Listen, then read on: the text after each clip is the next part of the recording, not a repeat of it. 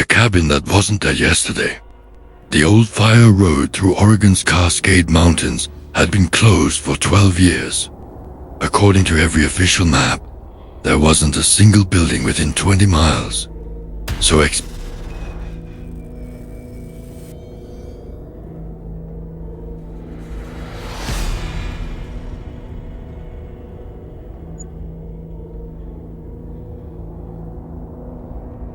My name is Ryan Carter. I'm 31 years old, a freelance wildlife photographer based in Portland, Oregon. For nearly a decade, I'd spent more nights alone in America's forests than I had in my own apartment. Solitude never bothered me. Silence was part of the job. I trusted maps.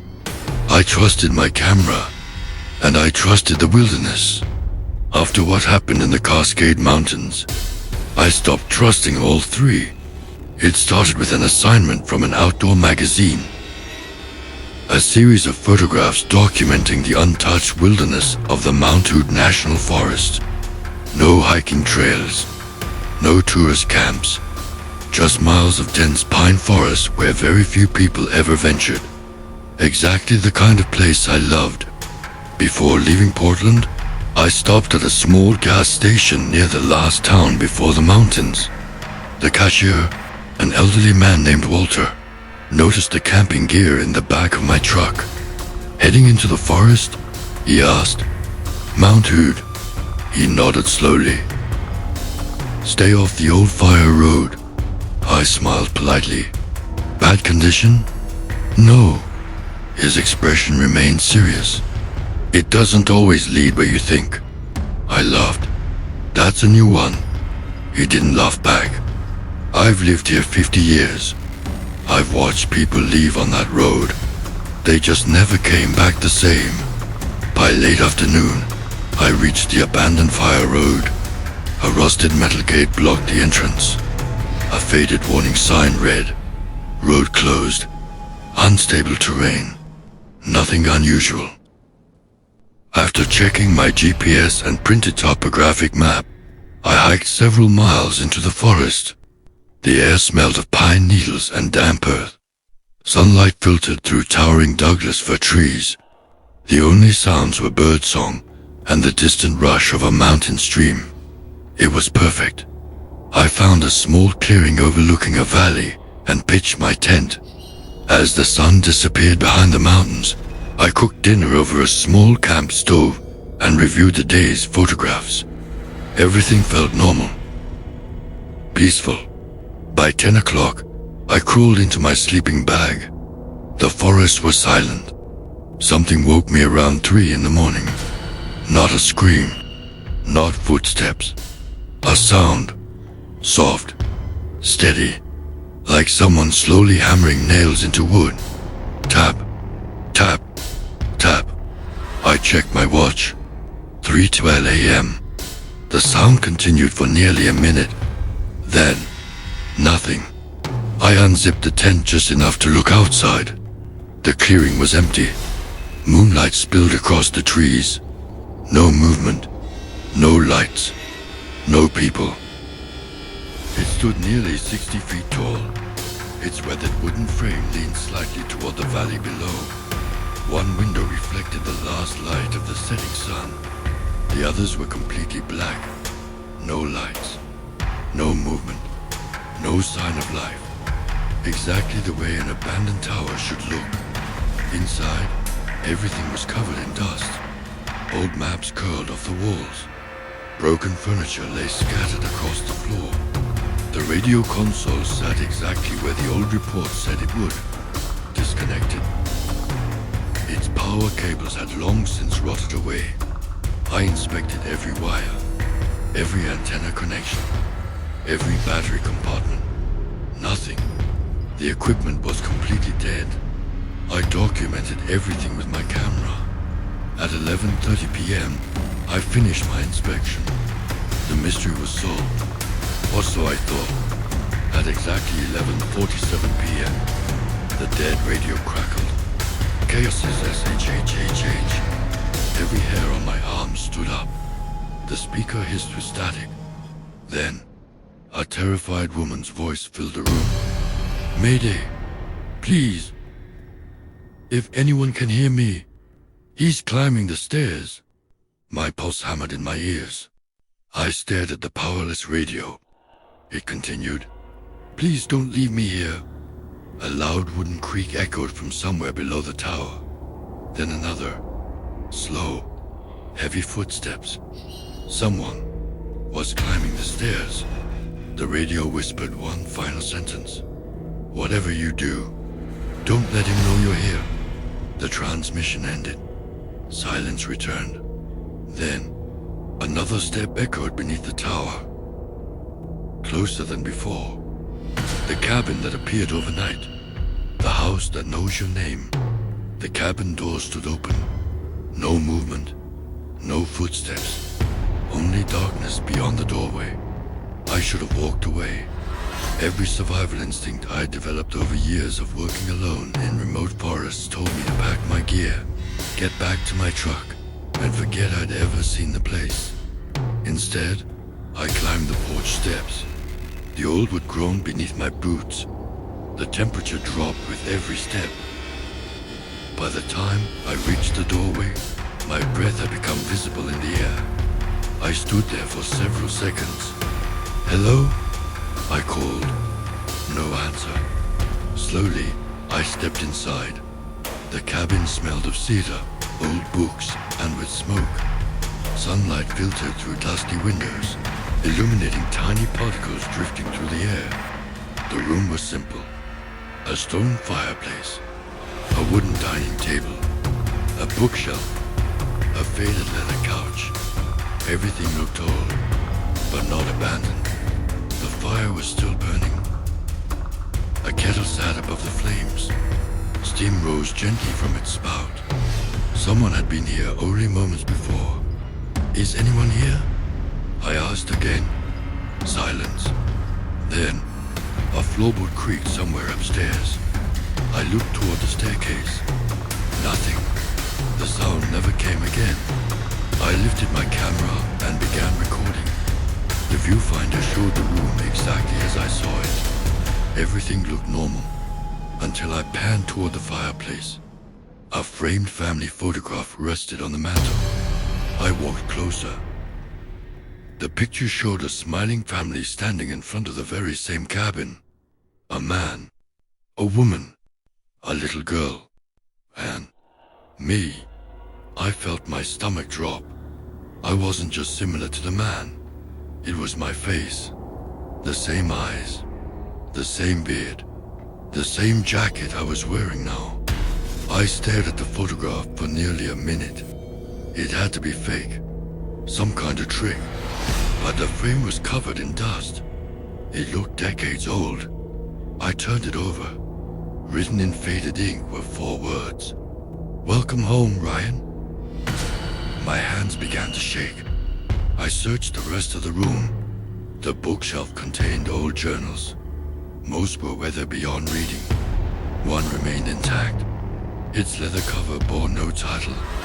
Inside, every page described ordinary days inside the cabin. Repairing the roof, cutting firewood, cooking dinner, watching snowfall. The entries seemed harmless, until I reached the final pages. The handwriting changed. It became rushed, uneven, desperate. One entry caught my attention. He arrived today. He still thinks this is his first visit. Another, he'll notice the photographs next. I stopped breathing. That was exactly what had happened. I turned another page. He always opens this journal. He always reads this far. My pulse hammered in my ears. The next sentence made my knees weaken. Ryan, don't go upstairs. At that exact moment, a single footstep echoed from the second floor. I slowly closed the journal. Something circles the tower after dark. It never comes during the day. Another page. It copies voices. First it sounded like my supervisor, then my father. Now, it sounds like me. I swallowed hard. The last sentence was barely readable. If you hear me calling, it isn't me. A sudden knock echoed against the front door. 3 slow knocks. Knock, knock, knock. I froze. No one should have been on the mountain. Another knock, this time louder. Then a man's voice. Ethan! I recognized it instantly. My supervisor.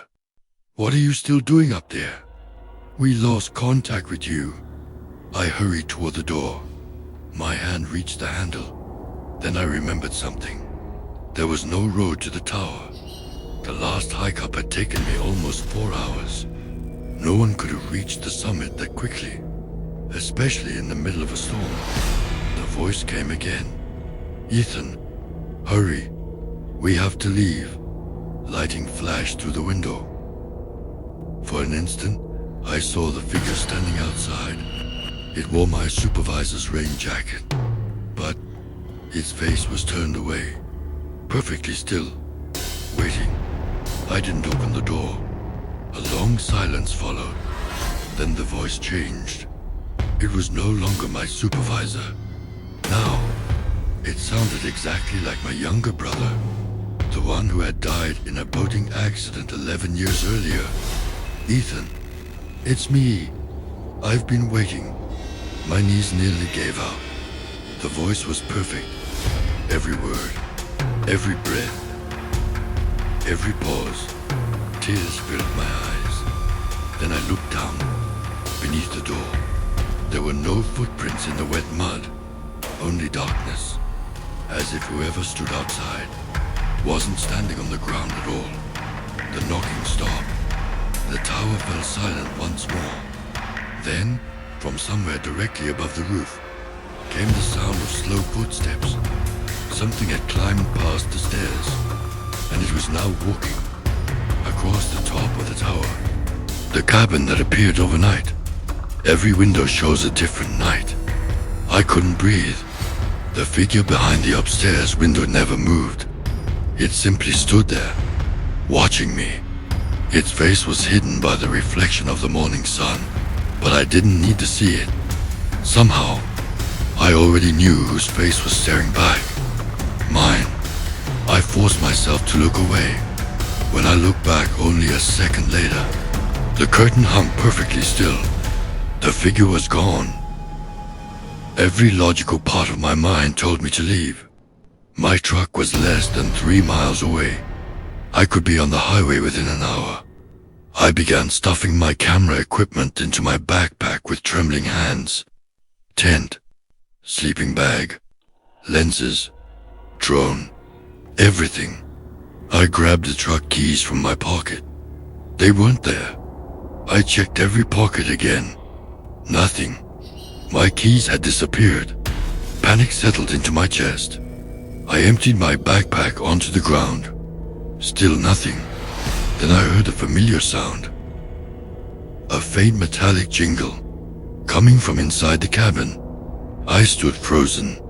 The jingling stopped. Then came 3 slow knocks. Knock, knock, knock. Not on the front door.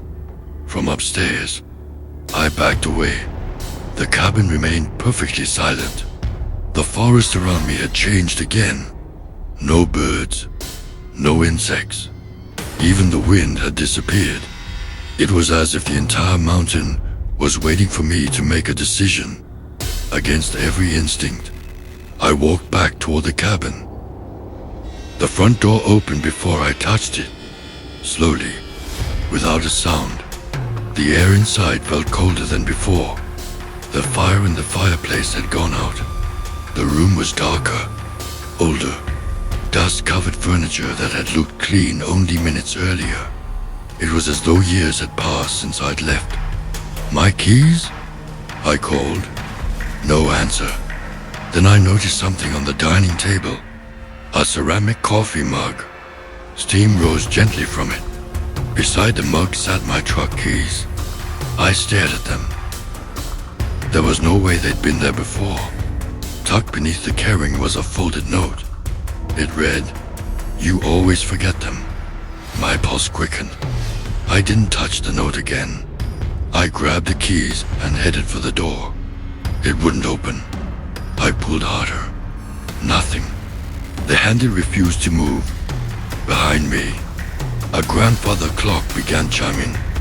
1, 2, 3. 12 slow chimes echoed through the cabin. Midnight. I looked outside. My blood ran cold. The bright morning had vanished. Beyond the windows, it was night. I stumbled backward. That wasn't possible. Only moments ago, the sun had been shining. Now rain poured across the clearing. Lightning flashed beyond the trees. I rushed to another window. It showed something completely different. A snowstorm. Thick snow covered the ground. The cabin roof was buried beneath white drifts. I turned to the third window. Autumn. Red and golden leaves drifted through the air. The forest looked peaceful. Every window showed the same clearing, but on a different night, a different season, a different year. I felt as though the cabin wasn't standing in one place. It was standing in many moments at once. A loud creak echoed upstairs. Slow footsteps crossed the hallway. 1, 2, 3. Then they stopped directly above me. I remembered the warning from the journal. Don't go upstairs. I intended to obey it. Then something rolled down the staircase. It stopped at my feet. My camera. Not the one hanging around my neck. Another one. Older. Scratched. Its memory card was still inside. I picked it up. The battery somehow still had power. Curiosity overcame fear. I pressed play. The first video began. The screen showed the very cabin I was standing in. The footage was shaky. The man filming was breathing hard. Then he turned the camera toward himself. I nearly dropped it. It was me, older. His beard was longer. His face was thinner. His eyes looked exhausted. He stared into the lens. If you're watching this, you came inside. His voice trembled. Don't believe anything the cabin shows you. A loud bang interrupted the recording. He turned the camera toward the staircase. Someone was coming down. The video ended. I stared at the black screen. The recording date appeared beneath it. October 18th, 2032. 7 years in the future. The sound of footsteps returned. This time, they were on the stairs. Slow, heavy, deliberate. I looked up. A pair of worn hiking boots appeared first, then denim jeans, then a green flannel jacket. Finally, a face. My face, only older. The same man from the video. He looked at me with exhausted eyes. You still have time, he said quietly. Time for what? To leave. I've been trying. He shook his head. No, you've been trying to understand. That's why it keeps choosing you. What is it? He glanced toward the walls. Not upstairs. Not outside. Toward the cabin itself. His voice dropped to a whisper. It isn't haunted. It remembers. The floor beneath us groaned. The walls let out a long, low creak. Almost like a deep breath. The older version of me looked terrified. We have to go. Before either of us could move, every window shattered at once. Glass exploded across the room. An icy wind roared through the cabin. From the darkness outside, dozens of identical faces slowly appeared. Every one of them was mine. Different ages, different clothes, different expressions. Young, old, injured, smiling, crying. They surrounded the cabin in complete silence, watching, waiting. The older Ryan closed his eyes. His voice barely rose above a whisper. It found another version of you. Then, the front door slowly unlocked by itself. the front door slowly. The cabin that appeared overnight. The cabin was waiting for me. The lock clicked. The front door slowly drifted open. Cold mountain air poured into the cabin. None of the figures outside moved. They simply stood beneath the pine trees, each wearing my face. Young, old, healthy, broken. Some looked frightened. Others looked completely empty. The older version of me grabbed my arm. Don't look at them for too long. Why? They're old people who stayed. My heart nearly stopped. What do you mean? He glanced toward the walls of the cabin. It doesn't kill people. It keeps them. The cabin groaned beneath our feet. The walls creaked like an old ship in rough water. Pictures hanging on the walls began to change. The smiling family disappeared. New photographs slowly faded into view. Every frame now showed different people standing in front of the cabin. Hikers, hunters, campers, forest rangers, families. Each photograph had one thing in common. Someone was missing. A husband, a daughter, a brother, a friend. There was always one empty space where another person should have been. I looked closer. Beneath every photograph was a handwritten date. 1968, 1969, 1970, 1971, 1972, 1973. The disappearances stretched back for decades. Then I reached the final frame. It wasn't old. The ink was still wet.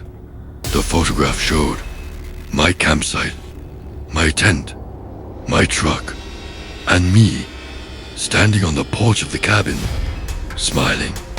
I had never smiled. I had never posed. Someone or something had taken that picture without me knowing. Below it, written in fresh black ink, were 4 words. Finally home forever. A violent bang shook the entire cabin. The front door slammed shut. The windows darkened. Every clock inside the house stopped ticking. The older Ryan looked toward the ceiling. It's awake. What is? The house. The floor vibrated beneath us. For the first time, I realized something impossible. The sound wasn't coming from above or below. It was coming from inside the walls. A slow, steady heartbeat. The cabin wasn't alive in the way an animal is alive. But it wasn't just wood and stone either. It remembered every person who had entered, every fear, every regret, every choice. And it never wanted to forget. The older Ryan handed me the camera I'd seen in the video. Take it. What about you? He smiled sadly. I already made my choice. I don't understand. You will. He stepped backward. The floorboards beneath him began pulling apart. Dark hands emerged from the cracks. Not human hands. Long, thin, made of shadow and splintered wood. They wrapped around his boots, then his legs. I rushed forward. He shouted, "No! If you grab me, it keeps you too."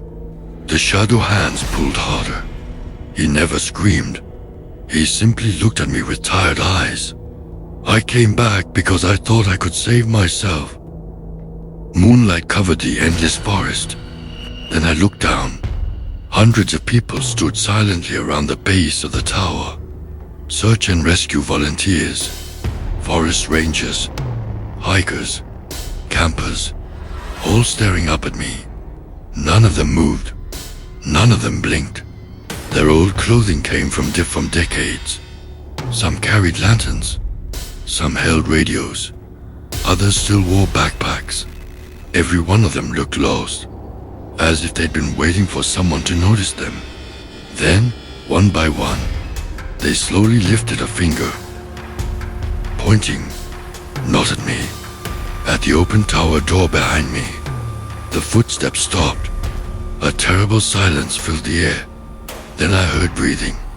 Slow, deep, patient, right behind my shoulder. I refused to turn around. Instead, I jumped.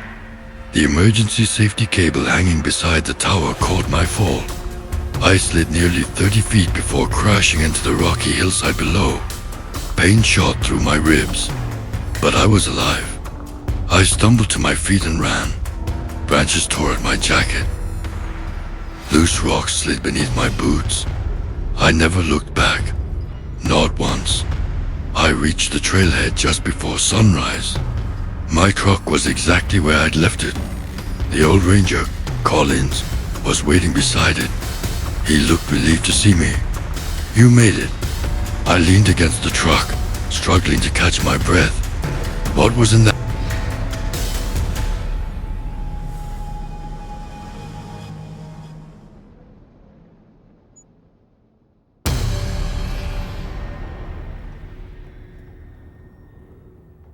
The message was never meant for us. My stomach tightened. What do you mean? The tower isn't asking people to come. It's warning them to stay away.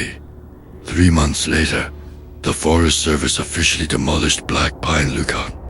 The entire structure was dismantled. Every board, every nail, every radio. Nothing remained. The nightly transmission stopped. Everyone believed the mystery was finally over, until one winter evening. I was repairing a communication repeater nearly 60 miles away. At exactly 11:47 p.m., my handheld radio crackled. Static filled the speaker. Then Sarah's exhausted voice returned. "Mayday! I can still see the tower." I froze. "It burned down," I whispered. The reply came instantly. "No, you only tore down the wood." A long silence followed. Then she said one final sentence. "It's climbing again." The transmission ended. The signal vanished forever. To this day, I refuse to work alone after sunset. Sometimes, when emergency radios burst into static for no reason, younger technicians ask me if they should answer. I tell them the same thing Ranger Collins told me. If someone calls for help in the dark, make sure you can see them first, because some voices don't want to be rescued. They want to know you're listening. The man who was me, the creature stepped out of the black tree. It looked exactly like me. Same height, same clothes, same scar above my left eyebrow from a bicycle accident when I was 13. Even the silver compass hanging around its neck was identical to mine. For a terrifying moment, it felt like I was staring into a mirror. Only one thing was different. Its smile. It wasn't cruel. It wasn't angry. It was patient, like it knew this moment had always been inevitable. "You're tired," it said in my voice. "You don't have to run anymore." I tightened my grip on the flashlight. "Who are you?" It tilted its head. "I am who the forest wanted you to become." The giant tree behind it pulsed like a beating heart. The chamber trembled. Roots slitted across the stone floor, circling my feet but never touching me. The copy took another step forward. "Do you know why no one ever escapes?" I remained silent. "Because they spend all their strength trying to survive." It smiled wider, when they should be trying to remember. Suddenly my head exploded with pain. Images flashed before my eyes. I was 6 years old, fishing with my father. I was 10, laughing beside a campfire.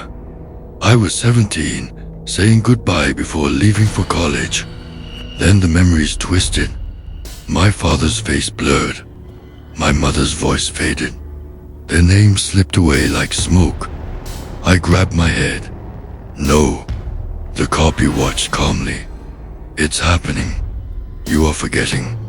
The journal. The radio. The warning. They hunt your memories. If I forgot who I was, there would be nothing left to save." The creature reached into its pocket and pulled out my wallet. My breath caught. It was mine. Inside were my driver's license, my credit cards, even the faded photo of my parents I always carried. Impossible. It isn't impossible, the copy replied. It already happened. It tossed the wallet onto the ground. When you forget yourself, I become you. A deafening scream echoed through the chamber. Not from the creature, from the tree. Thousands of voices cried out at once. Some begged for help, others whispered names. Then I heard one voice clearly, my father's. Daniel, look at the roots. I shined my flashlight across the floor. The massive roots surrounding the black tree were growing from the earth. They were connected to every sleeping person trapped inside them. Each victim fed the tree. Each memory made it stronger. The copy saw where I was looking. You understand now. The forest doesn't eat people. It eats who they are. One by one, the trapped people opened their eyes. Hundreds of pale faces turned toward me. In perfect unison, they spoke. Help us remember. The chamber shook violently. Cracks raised across the stone walls. Dust rained from the ceiling. The copy's smile finally disappeared. You've stayed too long. It is time. It raised one hand. The roots exploded from the ground, racing toward me like living snakes. I dove behind a fallen stone pillar as the roots slammed into it, splintering solid rock. The impact threw me across the chamber. My flashlight skidded into the darkness. Everything went black. The whispers returned. Soft. Close. Inside my own mind. Daniel, tell us your name. Every instinct screamed at me to answer. To prove I still knew who I was, I opened my mouth. Then I remembered my father's final warning. Whatever it says, don't answer your name. I clamped my mouth shut. The whispers instantly became furious. The entire forest roared. The creature with my face let out an inhuman scream as the black tree split wider behind it. Something far older than the forest was waking up, and it wanted to hear me speak. The forest that whispered my name, the heart of the whisper. The roar shook the underground chamber. Stone cracked. Roots writhed across the floor like giant serpents. The creature wearing my face staggered backward, clutching its head. For the first time, it looked afraid. You were supposed to answer, it hissed. You always answer. I said nothing. The whispers crashed against my mind like ocean waves. They called my name again and again, but I kept my lips sealed. The black tree began to bleed a thick, tar-like liquid from the cracks in its bark. It flowed across the ground, swallowing the roots in darkness. The trapped people cried out in terror. Their bodies sank deeper into the wood. Then I saw it. Near the base of the tree was a narrow opening, hidden beneath the twisting roots. Inside, a faint golden light flickered. It wasn't like the cold blue lanterns. It felt warm, hopeful, as if it didn't belong in this place. The copy saw where I was looking. No, it shouted. It must never reach the heart. The creature lunged toward me. I dodged at the last second, and it crashed into a wall of roots. The entire chamber shook violently. I sprinted toward the golden light. The roots tried to grab my legs, but many of them suddenly loosened, as though something inside the tree was fighting back. The trapped people began whispering. Not my name. Run! Don't stop! End it! I squeezed through the opening and entered a small circular chamber. In its center stood a stone pedestal. Resting on it was an old silver bell, covered in strange symbols. Beside it lay a weathered journal. The first page read, "If the whisper chooses you, ring the bell only when you refuse to answer your name." My heart pounded. The next line was written in different handwriting. "The bell awakens every stolen memory. The forest fears remembrance." A thunderous crash echoed behind me. The copy had found the entrance. Its eyes were completely black now. "You don't understand," it screamed. "If you ring it, none of us will survive." I looked at the people trapped inside the roots, at my father's fading face beneath the bark, at the endless names carved into the tree. I picked up the bell. It felt surprisingly warm. The copy lunged. Its fingers brushed my jacket. I rang the bell. Dong. The sound was soft, almost gentle, but it spread through the forest like a ripple across still water. Every whisper stopped. Every root froze. The black tree let out an earth-shaking scream. Then, thousands of voices filled the chamber. Not whispers, memories. Parents calling children home. Friends laughing around campfires. Wedding vows. Birthday songs. The sound of lives that had been stolen. Light burst from every trapped person. The roots cracked and began to crumble. My father looked at me one last time. This time, he was smiling. Not the false smile of the creature, but the warm smile I remembered from childhood. "I'm proud of you, son." His body dissolved into countless golden sparks. One by one, the others followed. The chamber blazed with light. The creature wearing my face screamed as cracks spread across its body. "No," it cried. "I am you." I looked directly into its eyes. "No, you're only what the forest wanted me to become." The copy shattered into black dust. The great tree split from top to bottom with a deafening crack. The ground collapsed beneath my feet. I fell into darkness. When I opened my eyes, warm sunlight shone through towering pine trees. Birds were singing. A cool breeze rustled the branches. I was lying beside my truck. The abandoned ranger station stood only a few yards away. Everything looked normal. Had it all been a nightmare? Did I notice something in my hand? The old silver bell. Its surface was now smooth and silent.